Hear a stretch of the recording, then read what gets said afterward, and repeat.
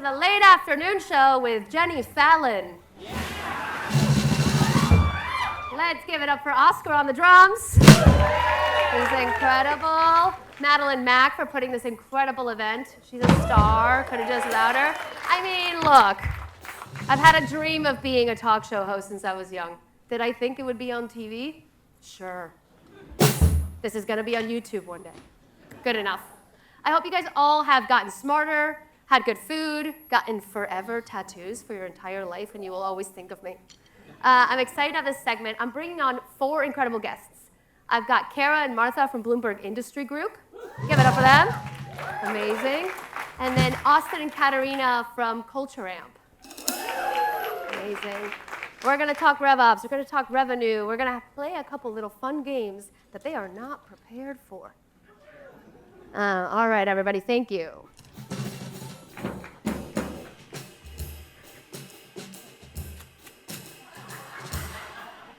Let me tell you about our first few guests, Kara and Martha. Kara has been a seller, is now CRO of Bloomberg Industry Group. Martha has both been in sales and marketing. She's now running VP. She's now the VP of marketing. They have both worked at Gartner. They never met each other. They've both worked for Vista companies, never met each other. A year ago, they met working both at Bloomberg Industry Group and have really transformed the business. All right, big round of applause, everybody. Let's welcome Martha and Kara.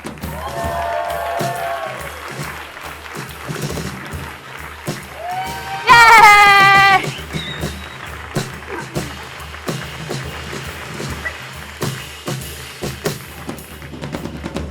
Oh, Oscar, you're a dream.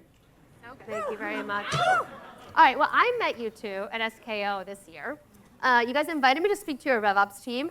Brag. And I want to tell you guys, I had incredible amounts of imposter syndrome. I walked in and I was like, I don't belong here. Tell us more, Jen. You guys were both on stage, incredible. I was in the audience and I was like, if I don't get them for RevFest, it's canceled. And one of the big themes that y'all talked about at SKO was the changing landscape for sellers. How they can't do their job the same way they have. So Kara, can you tell us more about that? Yeah. So we are big fans of Brent Adamson's book, The Frame-Making Sale. And in that book, he really talks about how sellers have to reframe the selling process and really give buyers confidence in the buying process. And so that really shaped a lot of what we tried to talk about. So how are we going to do that? What information, what data, what insights do we need to give our sellers to actually enable that? So that was a big part of sort of what we were doing, trying to prepare people to get ready for some of the tech investments that we've made and some of the insights that we're trying to deliver, especially through our marketing team and our product marketing team in particular. So we have a lot of work to do. I was at that talk, and what really got me was a little bit of back to basics in sales. Yeah. Where the message was like, hey, at the end of the day, you are helping a prospect make a buying decision to solve a problem.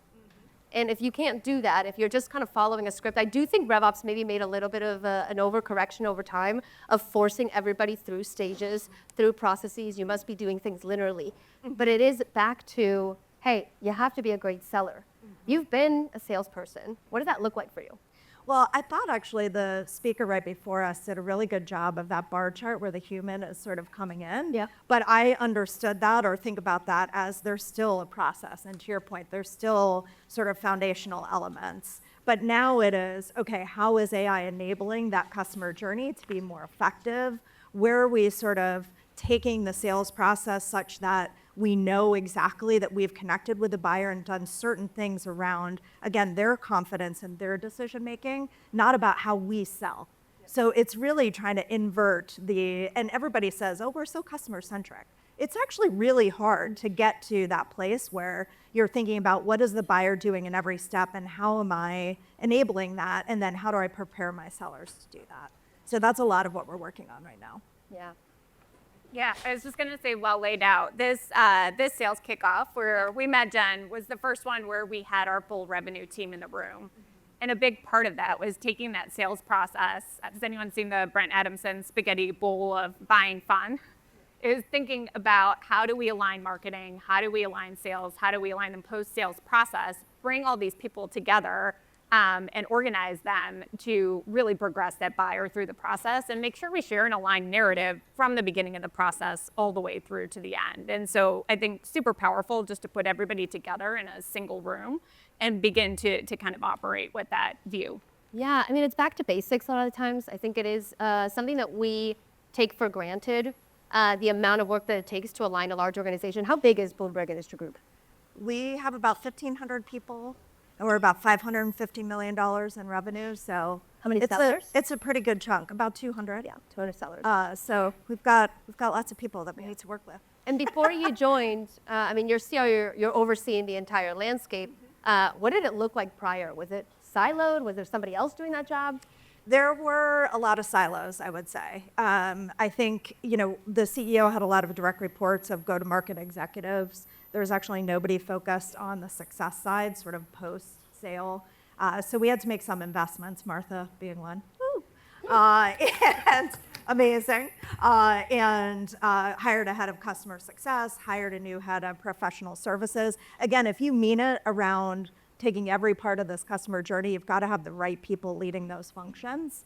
And then you have to have superstars underneath or behind the scenes, like all your heroes and RevOps who are actually saying, okay, now how do we operationalize this big idea that you all have that seems sort of theoretical, but then we've got to take it down, because in order to break those silos, you've got to have the right KPIs and metrics and systems underneath all of it. So big part of the process too. Yeah, I think the back to basics idea will not sound overly surprising to a lot of people in this room, but when you had marketing and sales both reporting directly into the CEO, there were different incentives, we're moving in different directions. And so after talking to Kara, I started to really appreciate and come in the door knowing we had to be thinking about pipeline first and almost top of funnel second. And so two of our major marketing initiatives have been going green together, making sure we're aligned. Thank you. Oh, hey. To the same sets of metrics, and then seeing the whole funnel to make sure that visibility is being shared across the entirety of our go-to-market team. Yeah, that siloism was kind of like everybody had their own reports and everybody was trying to look really good. Yeah. And none of them matched. Exactly. And none of them aligned. So, That's why we need everyone here. yes, exactly. You know, it's something I talk a lot about silos, and the reality is silos get created with success. You get silos because you have really fast growth, you have lots of new teams, you need lots of new metrics. And so it is kind of a weird sign of success when you start feeling that pain. And humans are so good, we are so good at aligning vertically. So you don't hear about a marketing team not aligned with their VP of marketing. We're really, really bad at aligning horizontally. It's just like human nature to get into your niche. And so it's, you're always having to break. It's a little bit, what's that thing about how it always turns to mess, right? Like you always, chaos, what is that thing? Somebody help me. Entropy. Thank you. Very smart person in the crowd. I didn't know where you were going. And now to you too. What is that? Science? We're marketing and sales. We flunked science. The silos are going to continue to happen. It's not like you solve it once. It is like an ever effort to align a team, to get to the right metrics, to get to that North Star, or we end up all doing the thing that behooves us. Well, and that we're comfortable with. Right. So it's hard to sort of break those things out and then continuously look, wait a minute, in our new processes, have we created any gaps? Are there places where we have to now think differently about what we just might have done 3 months ago? Right. So it's somebody said the evolution is now every 3 months. It is. You got to keep looking and saying, okay, well, wait a minute, we had this idea, but now how are we evolving? Much more quickly, I think, than you used to have to. And so we have a position where we're putting our sellers where the customer, in a lot of ways, is smarter than they are, is extremely researched, understands their business really deeply. And you're also in a position where there's a lot of kind of change going on in the marketing world, especially for you, Martha, because you guys have been in a little space where you really haven't had competitors, if I may. It's kind of nice. It's nice when you're kind of there saying, all right, we have all the data, we have all the insights, let me help you. But now you're having new AI-first competitors come into this space. How are you approaching that? Yeah, it is. We're seeing a ton of activity across each of our three businesses. And a big piece of that is staying as tuned as we possibly can to what our competitors are doing, but also moving incredibly quickly or working in that direction from a marketing perspective. Partnering with sales effectiveness, our leaders out in the audience today, and absolutely fantastic. Give it up for Jenna. Where's Jenna? Hey, Jenna. Incredible. She's the one that booked me for the SKO.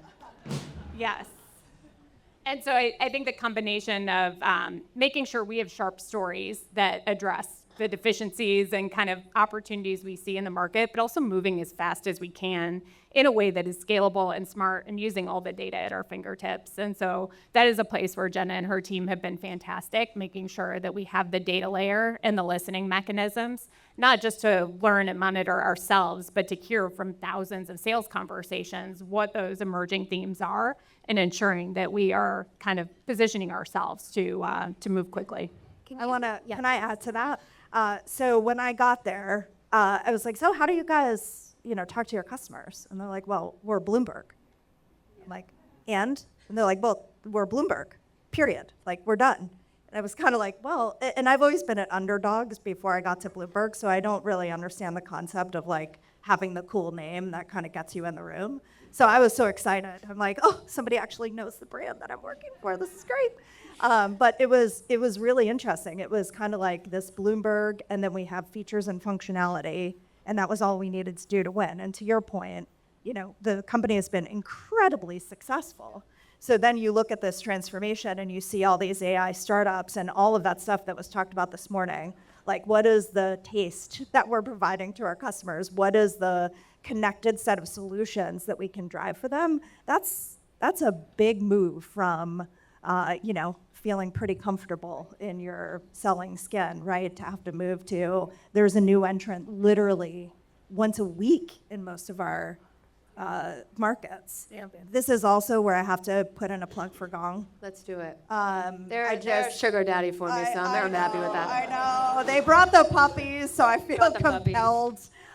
But this is, to Martha's point, the intelligence that we have from that layer to be able to, I can literally say, tell me how my sellers are comparing our service to X competitor, and it will pull from thousands of calls and then build me a battle card. And it will show me, like, your best reps are doing this, and your lowest performing reps are doing this. And you're like, oh, yeah. And so then we, again, have to go adapt, think about how we enable, and think about all of those processes that help us to get it done. So it's a really, really fun time, but you have to be really comfortable with agility.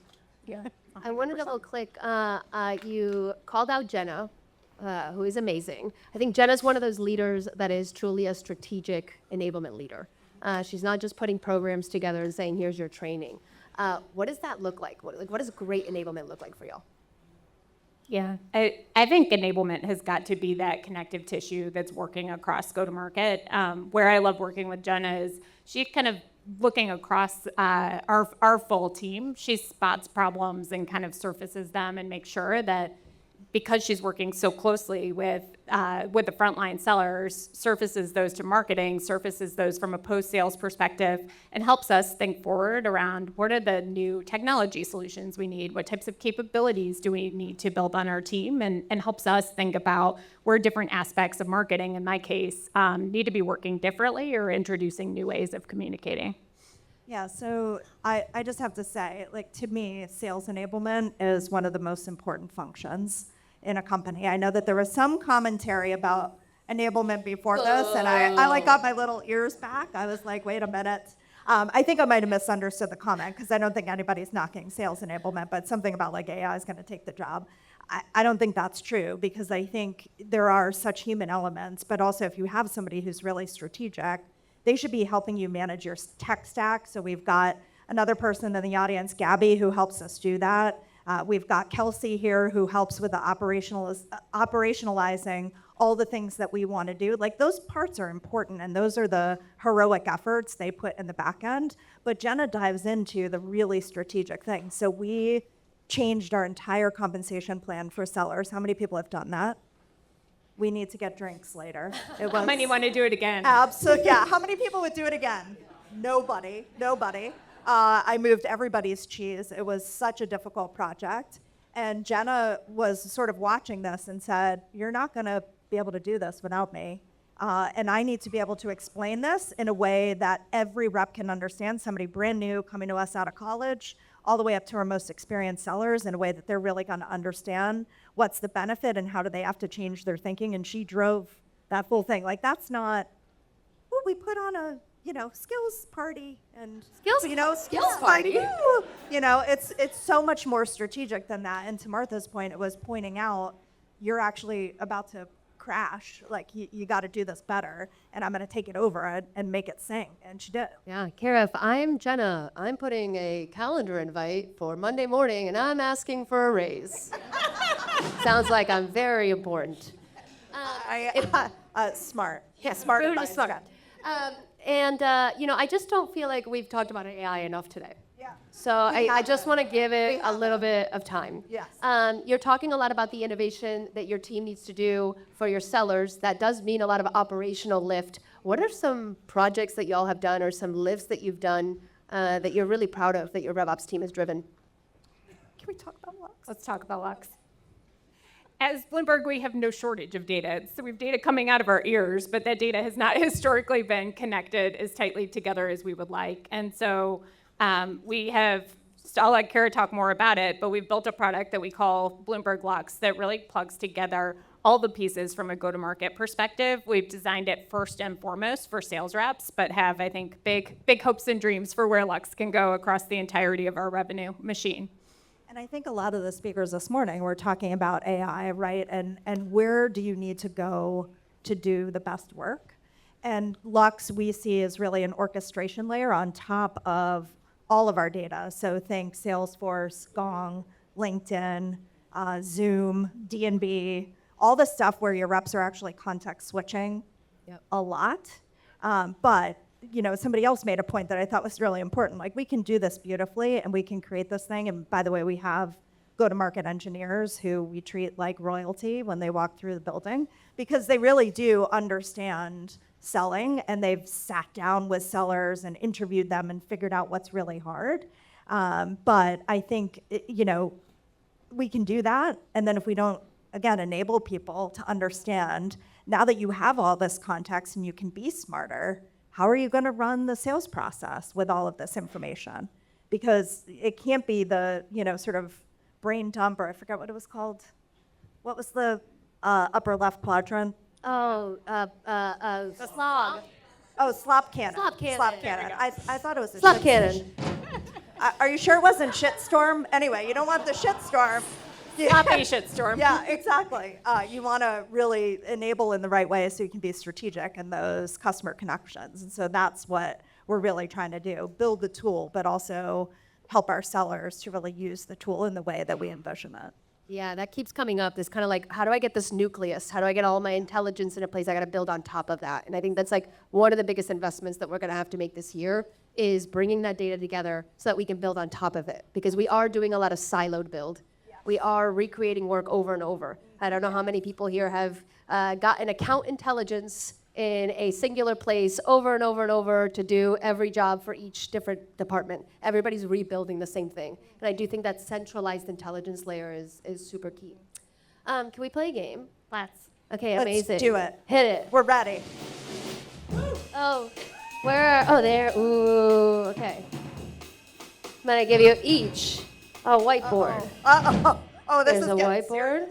Okay. All There's right. a whiteboard. All right. Thank you. Amazing. I did not test the markers. If they're anything like the clickers, this is gonna be fun. Did I get it right? Yeah, 10 points. 10 points. Okay.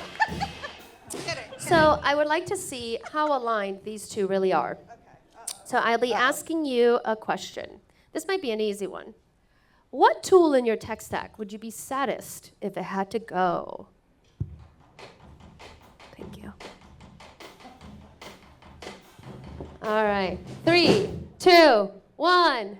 Hey, wow! Man, I'm getting some fucking brownie points for that one. Hell yeah, dude. Gong, I Not expect a planned. discount on my renewal. Okay. Martha or Kara, which one of you is most likely to accidentally reply all to your 500 sellers, 200 sellers?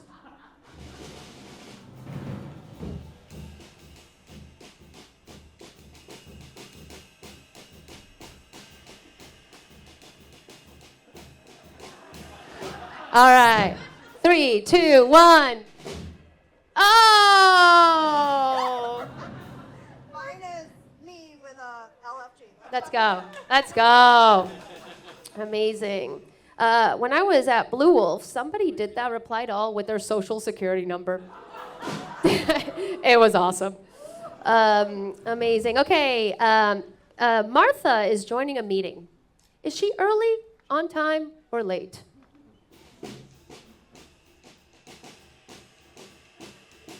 Three, two, one. Hey! Oh man, me too. Yes.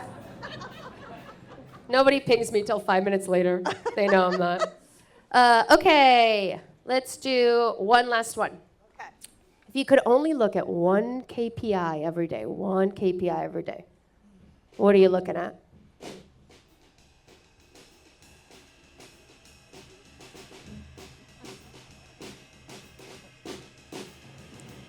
Three, two, one. Did you get it? Let's go! Thank you both. Give it up for Martha and Kara. Incredible guests. Thank you very much.